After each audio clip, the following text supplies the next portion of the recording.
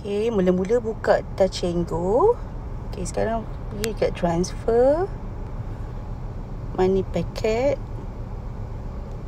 create money packet. Okay, ni untuk random, yang ni untuk equal.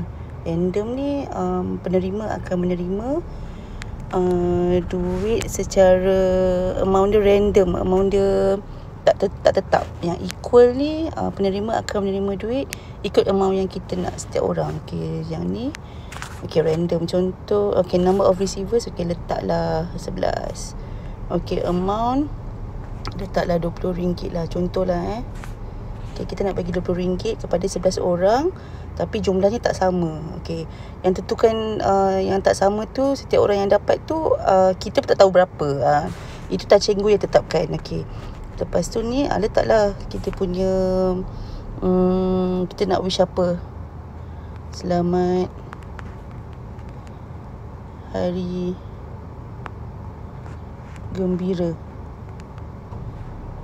Okay, lepas tu send. Ni okay, itu saja.